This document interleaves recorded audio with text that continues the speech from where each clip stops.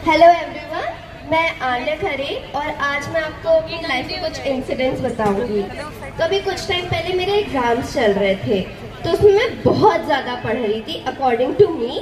वैसे मैं पढ़ती वढ़ती हूँ नहीं, एग्जाम्स थे इसलिए पढ़ना पड़ रहा था। तो मेरा टॉपिक कंप्लीट हो गया था, तो मैंने सोचा अगला टॉपिक मैं 15 मिनट के पावर नैप के बाद करूँगी। वो 15 मिनट आधे घंटे में कन्वर्ट हो गए, आधे घंटे से 1 घंटे में, 1 घंटे से 2 घंटे, 2 से 3, ऐसे करते करते मैं 4 घंटे तक सो गई। और मेरी नींद तब जाके खुली जब मेरे को मेरी मम्मी की फ्लाइंग चप्पल रिसीव हुई थी। उसके बाद से तो मैंने सोना ही छोड़ दिया भाई, क्योंकि मैं चाहती नहीं मेरे साथ फिर से वैसा चीज़ हो।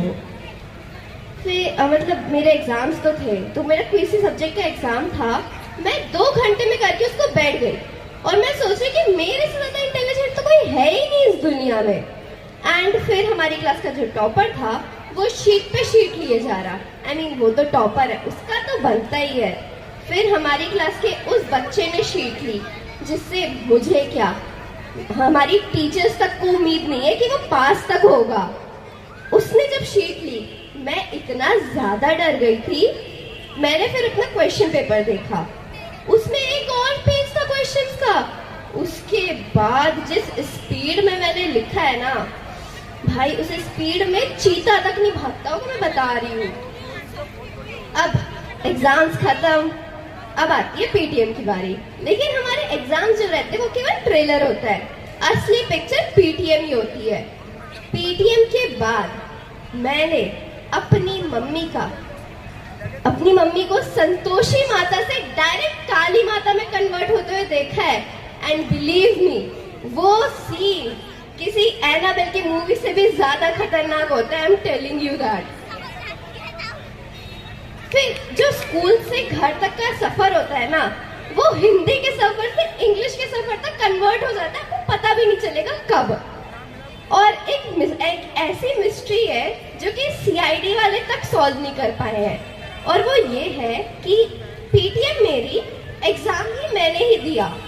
इन सब के बीच में जो मेरा वाला गुस्सा मम्मी को मेरे ऊपर करना था, वो पापा पे कैसे कन्वर्ट हो गया। एंड एक चीज तो आप सबने सुनी होगी, मम्मी का फेवरेट डायलॉग है, सारी गलती तुम्हारी ही है, बच्चों को तुमने ही बिगाड़ा है। और अब जो मम्मी और पापा के बीच ये युद्ध चल रहा है, ये किसी कुरुक्षेत्र के युद्ध से भी ज्यादा खतरनाक होता है। एंड यहाँ पे कोई श्री कृष्ण भी नहीं होते जो इस युद्ध को थोड़ा संभाल सके। तो मैंने सोचा मैं ही जाके युद्ध को रुकवाती हूँ, और ये मेरी लाइफ की सबसे बड़ी गलती थी। उस दिन मैंने अपनी मम्मी और पापा दोनों का रौद्र रूप देखा है, और उस दिन मैं कैसे ही बची ये मेरे को भी नहीं पता।